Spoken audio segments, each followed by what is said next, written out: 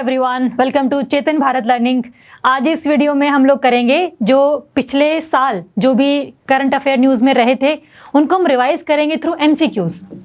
जैसे कि हम लोगों ने पहले वीडियोस में भी किया है कि पिछले एक साल के 12 मंथ्स के करंट अफेयर एमसीक्यूज़ के थ्रू हम रिवाइज कर रहे हैं, जिससे कि आपके करंट अफेयर भी रिवाइज होंगे और साथ में अगर कोई current affair during the compilations रह गया था तो वो हम लोगों ने यहाँ पर कवर कर लेना है। तो शुरू करेंगे हमारे पहले क्वेश्चन के साथ में। फर्स्ट क्वेश्चन है आपका, Nepal and China have announced the revised height of Mount Everest as.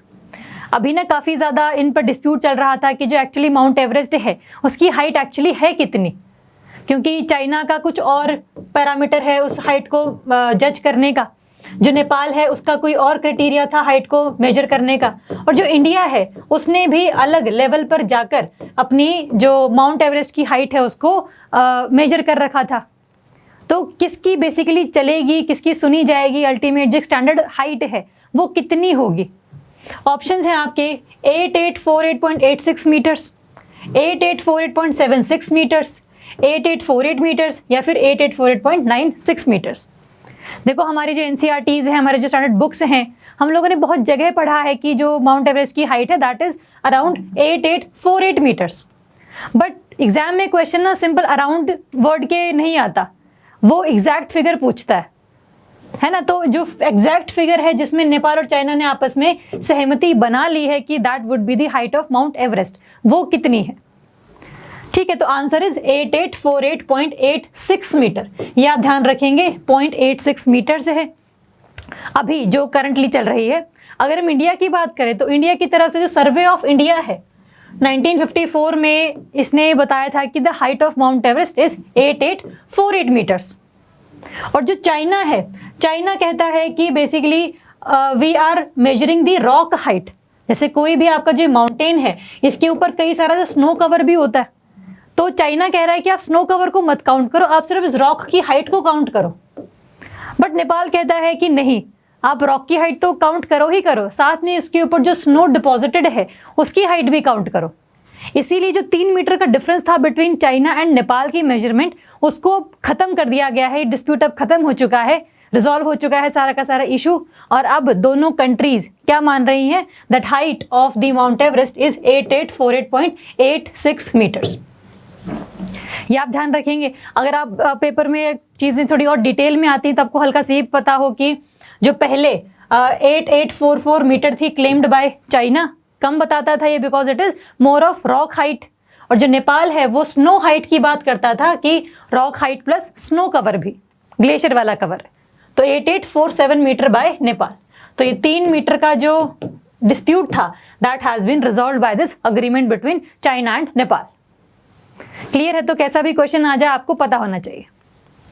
Next, consider the following statements regarding digital payment index DPI। Important index है। जब कोई भी आप इंडेक्स पढ़ते हैं तो हमने देखा है कि first you have to know कि इसको किसने रिलीज किया है। अगर ये स्टेट वाइज मार्किंग कर रहा है तो कौन सा स्टेट फर्स्ट नंबर पर है, कौन सा स्टेट बिल्कुल बॉटम नंबर पर है, या फिर अगर कंट्रीज की बात चल रही है तो कौन सी कंट्री फर्स्ट है, कौन सी कंट्री लास्ट है, इंडिया का क्या रैंक है, and what are the parameters जिसके बेसिस पर इस इंडेक्स को रिलीज किया गया है और डिफरेंट पार्टीज को उनका रैंक प्रोवाइड किया गया। तो पैरामीटर्स किसने रिलीज किया है, रैंक क्या है, ये हल्का सा आपने ध्यान में रखना है। अगर हम DPI की बात करें तो फर्स्ट स्टेटमेंट कहती है आपकी it is released bye RBI, reserve bank of India. Okay. Second, it has been constructed with March 2018 as the base period. देखो जो DPI है ना बेसिकली ये इसलिए रिलीज किया जाता है क्योंकि इंडिया में अभी बहुत ज़्यादा एक ट्रांजिशंस हमें देखने को मिल रही हैं कि जो इंडिया है वो कैश ट्रांजैक्शंस की बजाय ना डिजिटल ट्रांजैक्शंस की तरफ काफ़ी आगे बढ़ रहा है। तो इसीलिए कितने लेवल पर वो बढ़ रहा है, क्या ये डिजिटल पेमेंट को आगे लेकर जाने के लिए इंडिया में इंफ्रास्ट्रक्चर अच्छा भी है या नहीं है। तो ये पैरामीटर्स हैं बेसिकली जो ये बताते हैं कि इंडिया में किस तरीके से digital transactions are growing day by day. तो yes, it is released by the RBI because money का मैटर है तो RBI ही बेसिकली इसको रिलीज करती है। और 2018 को इन्होंने बेस पीरियड माना हुआ है कि अगर 2018 में अगर आपकी 100 रुपए की ट्रांजेक्शन होती थी डिजिटली और अब हो रही है ₹180 की, तो there is growth of 80% in the digital transactions. क्योंकि 2018 के बाद ही बेसिकली ज़्यादातर जो डिजिटल ट्रांजेक्शंस हैं वो काफ़ी ज़्यादा ग्रो करी हैं। उससे पहले नॉर्मली हमारा सारा जो सिस्टम था वो कैश में ही डील किया जाता था। तो ये आप ध्यान में रखेंगे कि yes the base period is March 2018, it is release by RBI. पूछा क्या है हमसे, चूज दी करेक्ट कोड, है ना। ये भी देखना है जरूरी कि इनकरेक्ट पूछा है या करेक्ट पूछा है। तो दोनों ही ऑप्शंस आपके सही हैं, तो answer is C both 1 and 2। It is C both 1 and 2। और साथ में पैरामीटर्स की देयर आर 5 पैरामीटर्स। क्वेश्चन ऐसे भी आ सकता है, आपको क्वेश्चन दे देंगे कि which of the following parameters is used by RBI to release the digital payment index. Options दे देंगे, पूछेंगे 1 2 3 2 3 4 या फिर ऐसे 2 और ऑप्शंस। तो उसके लिए भी आपने रेडी रहना है। तो ये जो 5 पैरामीटर्स हैं ये आप ध्यान में रखेंगे। फर्स्ट है आपका पेमेंट इनेबलर्स, कि अगर आप पेमेंट करने जा रहे हैं डिजिटली तो सारा सिस्टम किस तरीके से काम कर रहा है, आपकी पेमेंट टाइम पर हो रही है कि नहीं हो रही है, आपके पास इंटरनेट कनेक्टिविटी है या नहीं है। तो ये इनेबलिंग एनवायरनमेंट जो है that should be provided to the consumers so that they can pay digitally. First parameter. Second is payment infrastructure which is demand side factors. Demand side कि आप जो पेमेंट कर रहे हैं कि आपके पास सभी चीज़ें अवेलेबल हैं, आपके पास स्मार्टफोन होना चाहिए, उसमें इंटरनेट कनेक्टिविटी होनी चाहिए। तो ओवरऑल ये इंफ्रास्ट्रक्चर आपके पास है या नहीं है। Payment infrastructure supply side factors, आपने जिसको पे करना है क्या वो ऑलरेडी उसके पास QR कोड है या नहीं है, तो क्या उसके पास बेसिकली इंफ्रास्ट्रक्चर है या नहीं है, वो इसमें हम मेजर करेंगे। पेमेंट परफॉर्मेंस, आपने पेमेंट करी है तो वो कितनी देर में कंप्लीट हुई है। ऐसा नहीं है कि अगर पैसे आपके अकाउंट से कट गए और जिसको आपने पे किया उसके पास पहुंचे नहीं। तो ये परफॉर्मेंस को मेजर करने के लिए भी ये पैरामीटर यूज किया जाता है।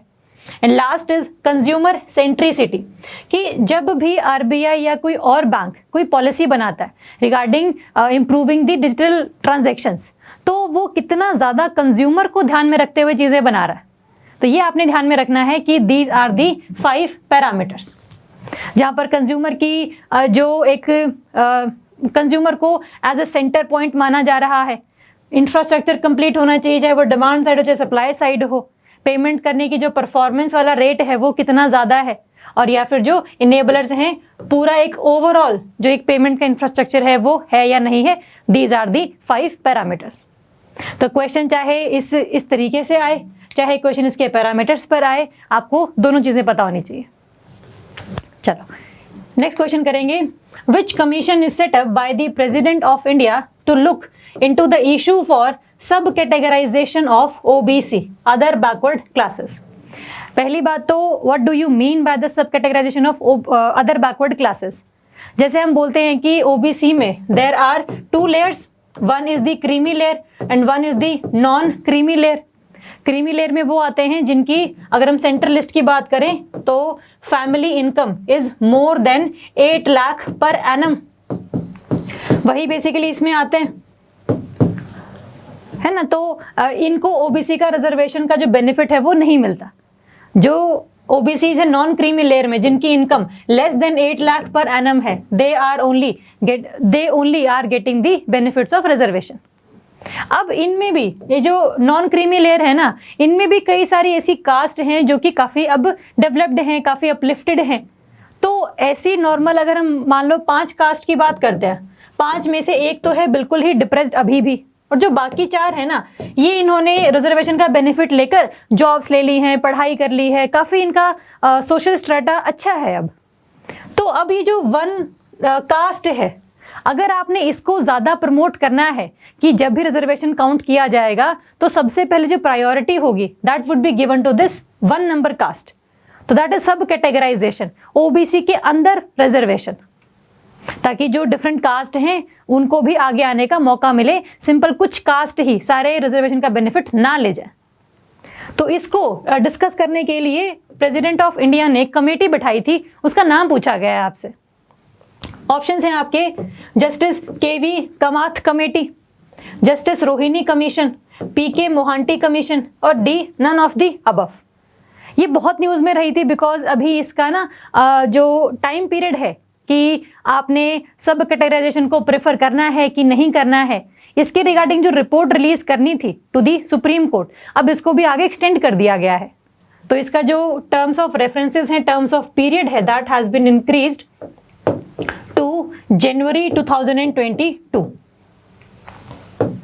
तो हल्का सा इसमें ये भी न्यूज में रहा था, तो काफी इस पर क्वेश्चंस बनने के चांसेस थोड़े से ज्यादा हो जाते हैं। तो answer is justice Rohini commission, answer is B. Commission का नाम ध्यान में रखेंगे, इस कमीशन को बिठाया किसने है? प्रेसिडेंट ऑफ इंडिया ने कॉन्स्टिट्यूट किया है। और अल्टीमेटली इसका बेसिक मकसद क्या है तो वो आपको पता होना चाहिए, what is the concept of sub categorization of OBCs. ठीक है, तो आंसर इज बी।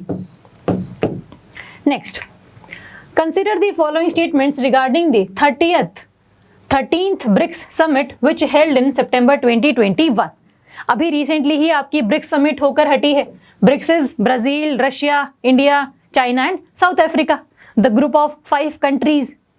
तो अभी रिसेंटली 13th समिट हुई है, उसके बारे में क्वेश्चन है आपसे। फर्स्ट ऑप्शन कहता है this summit was chaired by the prime minister of India. कोई भी जो समिट है, जो चेयरमैन होता है बेसिकली, उस पर काफी बार क्वेश्चन आ जाता है कि जो 12th वाली थी वो रशिया ने होस्ट करी थी, तो जो 13th है ये इंडिया ने होस्ट करी है। तो yes, it is chaired by the prime minister of India. First option is correct. The theme was BRICS at 15, intra BRICS cooperation for continuity, consolidation and consensus.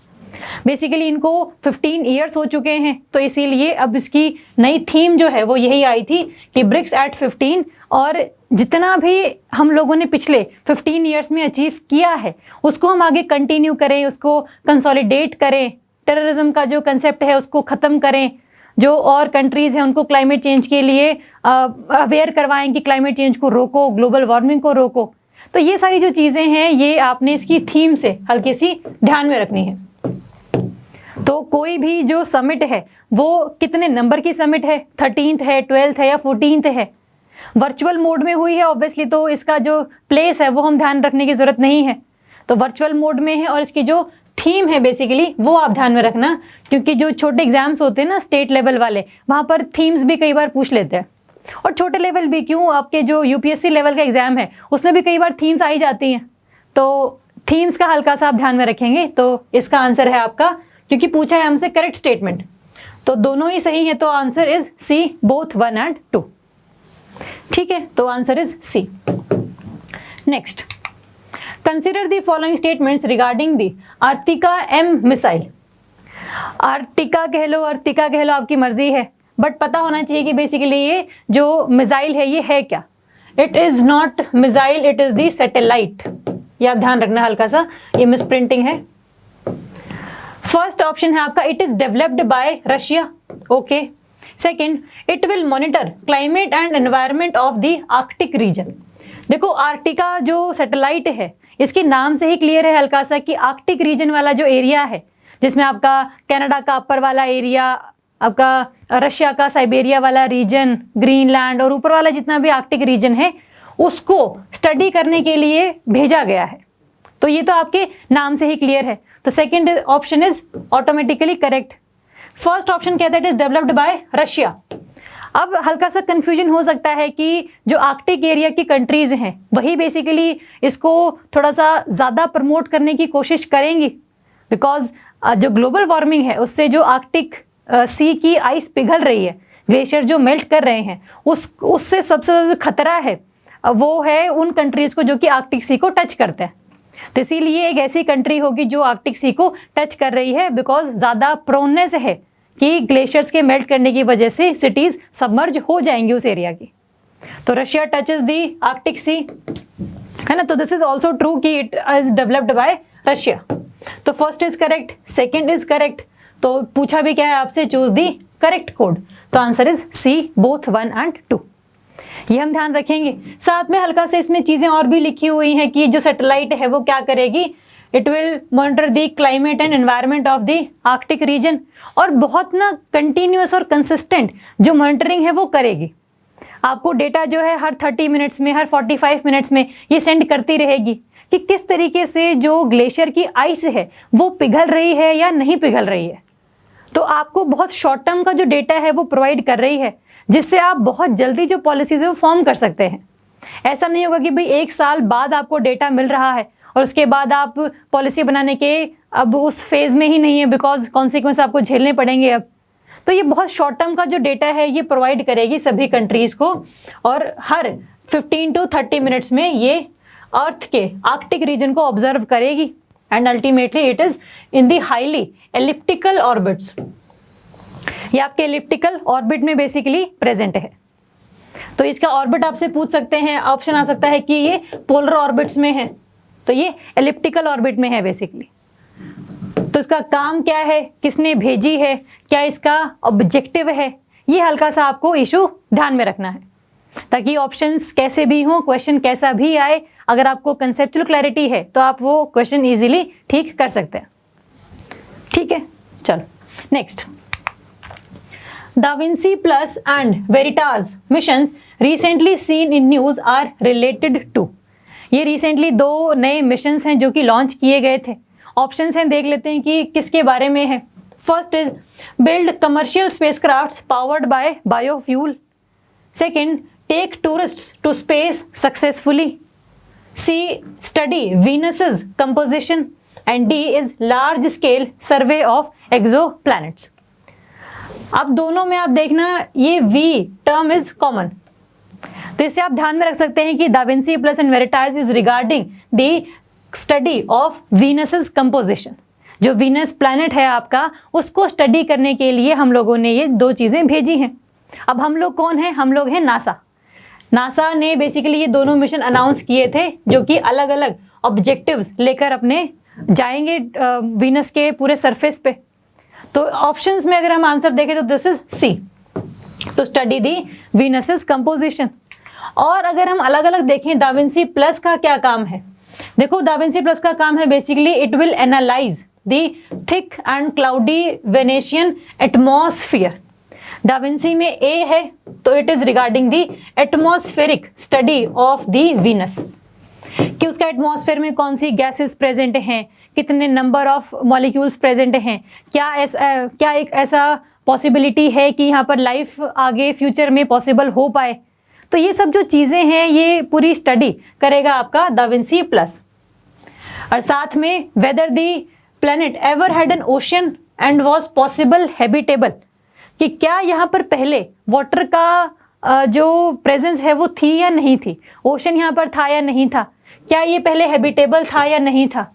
तो ये सारी जो चीज़ें हैं एटमॉस्फेयर के रिगार्डिंग, क्योंकि एटमॉस्फेयर में बेसिकली क्या है, जो गैसेस हैं these are inhaled by the organisms, चाहे वो ह्यूमंस हैं चाहे कोई एनिमल्स हैं, तो वहाँ पर कैसे ऑर्गेनिज्म रहे होंगे, कौन सी गैसेस रही होंगी, उसको स्टडी करने के लिए भेजा गया है आपका दा विंसी प्लस बाय नासा। और अगर आप वेरिटास की बात करें तो वेरिटास इज बेसिकली आपका geologic history by mapping the Rocky planets surface, कि इसका जो सरफेस है वेरिटास में एस है, तो आप ध्यान रखेंगे कि it is regarding the study of surface, कि जो सरफेस है उसकी कंपोजिशन कितनी है। कंपोजिशन क्या है बेसिकली, कौन सा मिनरल्स प्रेजेंट हैं यहाँ पर, क्या यहाँ पर कोई ऐसा मिनरल है जो कि लाइफ को पॉसिबल बना सकता है, क्या यहाँ पर वाटर की अवेलेबिलिटी थी या नहीं थी। तो ये सारी जो चीज़ें हैं that would be studied by the Veritas. इनको इकट्ठे भेजा गया है बिकॉज ना किसी भी आप जब प्लेनेट को स्टडी करते हैं तो आप अलग अलग चीज़ें पढ़ते तो ज़रूर हैं, एटमॉस्फेयर एक ने पढ़ लिया, सरफेस किसी एक और ने पढ़ लिया, बट आपस चीज़ें इंटरलिंक्ड हैं आपकी। एटमॉस्फेयर का इम्पैक्ट जो है सरफेस पर पड़ता है, सरफेस का जो इम्पैक्ट है वो आपके एटमॉस्फेयर पर पड़ता है। तो हल्का सा दोनों ही डेटाज को कंसोलिडेट करने के बाद ही आप किसी क्रक्स पर पहुंच पाते हैं। बट पेपर में क्वेश्चन आ जाए कि da Vinci plus and Veritas किसने लॉन्च किए हैं, नासा ने लॉन्च किए हैं, वीनस की कंपोजिशन को स्टडी करने के लिए भेजे हैं। दा विंसी का क्या ऑब्जेक्टिव है, वेरिटास का क्या ऑब्जेक्टिव है, ये आपको हल्का सा ध्यान में रखना है। चलो next, consider the following statements regarding the hope probe mission of Mars. Mars पर पिछले साल कई सारे जो मिशन है वो लॉन्च किए गए थे। जो आपका चाइना है उसने लॉन्च किया था, यूएई ने लॉन्च किया था, नासा ने लॉन्च किया था परसिवरेंस मिशन। तो ये क्वेश्चन है आपका regarding the hope probe mission. Hope probe कह लो, या फिर इसका नाम अगर अल अमाल भी आ जाए तो ये भी आप ध्यान में रखना, इसका दूसरा नाम ये भी है, अल अमाल प्रोब। इसको जो वो लैंग्वेज है यूएई वाली उसमें बोलते हैं अल अमाल।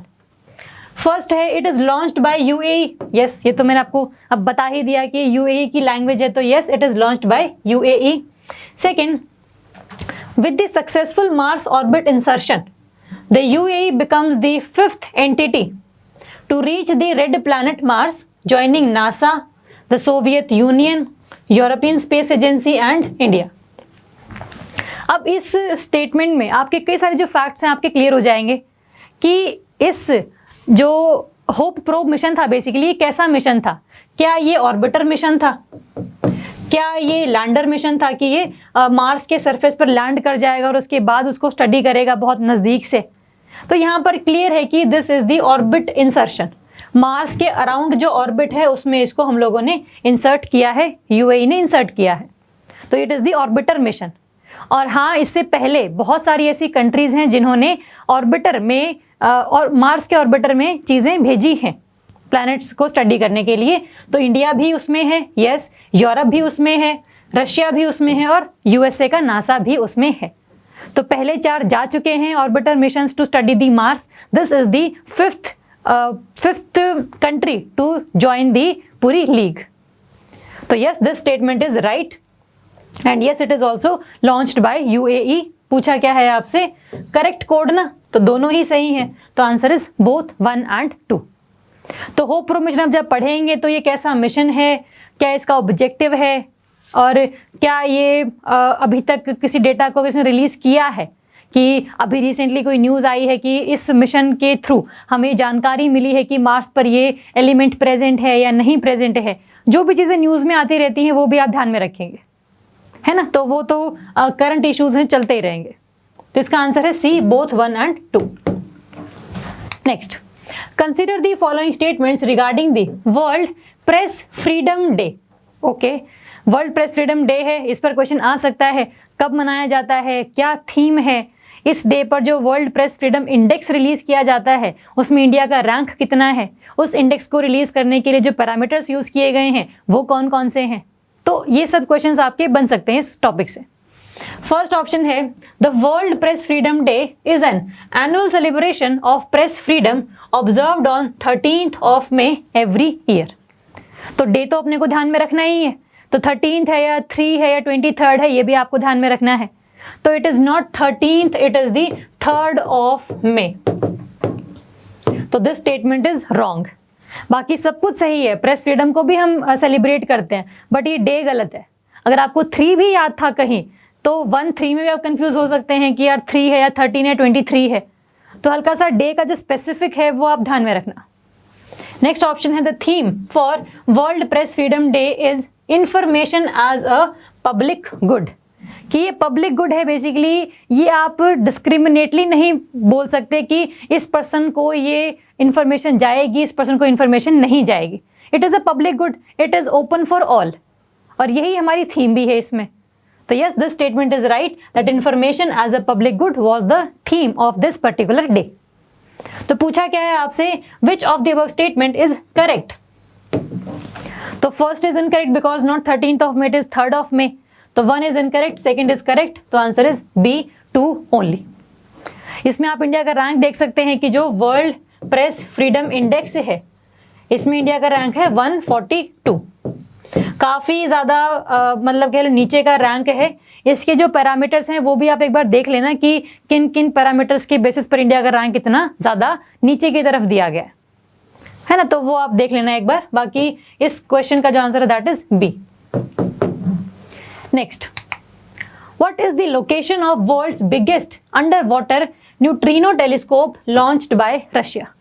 अब आपका इसमें एक क्वेश्चन और हो जाता है कि पूरे वर्ल्ड का जो सबसे biggest under water neutrino telescope है वो किस कंट्री ने लॉन्च किया है, दैट इज बाय रशिया।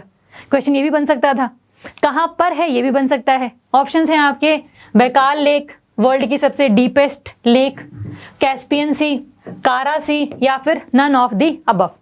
सारे ही ऐसे सीज हैं जिसपे रशिया का कहीं ना कहीं पार्ट टच होता है ना। तो इसका जो आंसर है that is A, Baikal lake important है।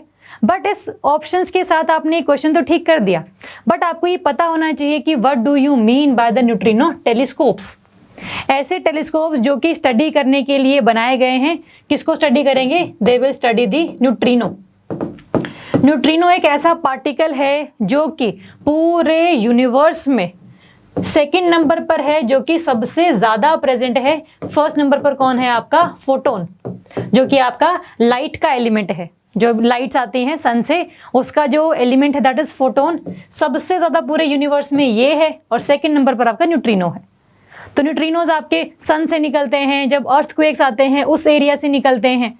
तो ये न्यूट्रिनोज बेसिकली किस तरीके से आपके यूनिवर्स के बनने की एक्सप्लेनेशन को जस्टिफाई करते हैं, इन सब चीज़ों को स्टडी करने के लिए हम लोग न्यूट्रिनो टेलीस्कोप्स वगैरह लगाते हैं। बिकॉज क्योंकि न्यूट्रिनोज क्या हैं, आपके ऐसे हैं जिनका जो मास है वो बहुत कम है। It is having very very very less mass, और चार्ज तो इनमें है ही नहीं, देयर इज नो चार्ज। तो ऑलमोस्ट मासलेस एंड मतलब completely chargeless are the characteristic of neutrinos. और हमारे यूनिवर्स में इतने ज़्यादा न्यूट्रिनोज हैं, हमारी बॉडी में से एक सेकंड में मिलियंस ऑफ न्यूट्रिनोज पास करते हैं, बट हमको फील नहीं कर पाते बिकॉज वो इतने ज़्यादा इंटरेक्टिंग नहीं है ना, आपस में इंटरेक्ट नहीं करते हैं। तो हमारी बॉडी पर या किसी और चीज़ पर उसका इम्पैक्ट नहीं पड़ता, इसीलिए हम उसको देख भी नहीं पाते, उसको स्टडी भी नहीं कर पाते। इसीलिए हमें स्पेशली ऐसे ऐसे टेलीस्कोप्स लगाने पड़ते हैं जहाँ पर बहुत कम डिस्टर्बेंसेस है फ्रॉम द एटमॉस्फेयर साइड। तो न्यूट्रिनोज कहीं से भी आए, वो बेसिकली अपना कैरेक्टर साथ लेकर आते हैं। इनको हम स्टडी करेंगे और देखेंगे कि ये जो न्यूट्रिनोज जहाँ से आए हैं वो किस एरिया में प्रेजेंट थे, क्या वहाँ पर ब्लैक होल की मर्जिंग हुई है, क्या वहाँ पर कोई गैलेक्सी जो है वो बर्स्ट हुई है। तो जो चीज़ें होंगी वहाँ से न्यूट्रिनोज निकल रहे हैं, न्यूट्रिनोज को हम स्टडी करेंगे जिससे कि हम वो जो फिनोमेना था उसको भी स्टडी कर पाएंगे। तो this is the concept of neutrino. और ये कहाँ लगा है? That is in the Baikal lake. और ये पूरे वर्ल्ड का जो थर्ड है, it is the one of the 3 largest telescopes. जो बाकी 2 हैं उनके नाम है आपके आइस क्यूब है, जो कि आपका साउथ पोल में लगाया गया है, और जो एक है सेकंड दैट इज एंटेरिस which is in the Mediterranean sea, और थर्ड है आपका ये बैकाल लेक वाला। तो क्वेश्चन ऐसे भी आ सकता है कि पूरे वर्ल्ड में कितने अभी न्यूट्रिनो के टेलीस्कोप्स लगाए गए हैं, है ना। इंडिया में भी अभी न्यूट्रिनो की ऑब्जर्वेटरी हम बनाने की कोशिश कर रहे थे, बट अभी तक वो अप्रूव नहीं हुई है। अगर वो अप्रूव हो गई तो वो कहाँ बनेगी? तमिलनाडु का एक डिस्ट्रिक्ट है दैट इज थेनी डिस्ट्रिक्ट। तो अगर वो अप्रूव होगी तो वो तमिलनाडु वाले एरिया में लगाई जाएगी। तो ऐसे करके ना हम पूरी अर्थ पर एक सिंक्रोनाइज्ड सिस्टम बनाना चाह रहे हैं कि कहीं से भी न्यूट्रिनोज आए तो पूरी अर्थ पर हम उसको ऑब्जर्व कर सकें, ताकि चीज़ों को और हम डीपली स्टडी कर सकें, यूनिवर्स की फॉर्मेशन कैसे हुई थी ये स्टडी कर सकें। ठीक है, तो answer is A, Baikal lake. Next, consider the following statements regarding Atal tunnel. First option, it is the world's longest highway tunnel. Second is it is built in the Pir Panjal range. देखो, अटल टनल है basically, अभी इसको अक्टूबर पिछले 2020 में launch किया गया था by prime minister Modi, तो तभी काफ़ी न्यूज़ में थी। तो ये तो अपने को पता है कि अटल टनल है, बट इसके बारे में जो स्पेसिफिकेशंस हैं वो हमें ध्यान रखनी है। जैसे for example, yes it is the world's longest highway tunnel. और ये कौन सी हाईवे टनल है वर्ल्ड की लॉन्गेस्ट? जो कि अबव 3000 मीटर्स बनाई गई है, अबव 3000 मीटर्स, जिसकी लेंथ है अराउंड 9.2 किलोमीटर। तो इसकी लेंथ क्या है, ये कितने ऑल्टीट्यूड पर है, ये आप ध्यान में रखेंगे। तो first statement is right, yes it is built in the Pir Panjal range. और पीर पंजाल रेंज में भी जो आपकी ईस्टर्न पीर पंजाल रेंज है वहां पर ये बनाई गई है। तो बोथ ऑप्शंस आर करेक्ट, पूछा भी है करेक्ट, तो answer is C, both 1 and 2। और कुछ जो बाकी ऑप्शंस हैं, सॉरी 9.2 नहीं है, 9.02 किलोमीटर है, इसको ध्यान रखेंगे। इट इज 9.02 किलोमीटर की टनल है, और ये above the height of 3000 metres. और ये कौन सी 2 जगहों को जोड़ रही है? It is joining the Solang valley and Sissu by around 46 kilometre and will take around only 15 minutes now. जिस जगहों को जोड़ने से पहले अटल टनल बनने से पहले 4 घंटे लगते थे, अब सिर्फ 15 मिनट लगेंगे। तो किसको जोड़ रही है ये? मनाली में सोलांग वैली है उसको जोड़ रही है, लाहौल स्पीति में जो सिस्सू जगह है उसको जोड़ रही है। तो क्वेश्चन इस पर भी आ सकता है कि किन दो जगहों को ये कनेक्ट कर रही है, इसकी लेंथ कितनी है, इसके अल्टीट्यूड कितना है। तो क्वेश्चन कैसा भी है आपको हल्का सा आइडिया हो, अगर आपने टॉपिक इजीली मतलब डेप्थ में डिस्कस कर रखा है, आपने पढ़ा हुआ है, तो कोई क्वेश्चन आपको डिफिकल्ट नहीं लगेगा। बस आप थोड़ा सा प्रैक्टिस करना कि क्वेश्चन किसी भी फॉर्म में आ सकता है, टॉपिक की क्लैरिटी हमें होनी चाहिए। ठीक है, तो ये 10 क्वेश्चंस हम लोगों ने करने थे रिगार्डिंग द करंट अफेयर के एमसीक्यूज। अगली क्लास में हम मिलेंगे जहां पर हम और 10 एमसीक्यूज डिस्कस करेंगे। अगर आपको इस सेशन में कोई डाउट है तो you can ask, you can comment, you can message. कोई डाउट है तो बताइएगा, otherwise all the best and thank you so much.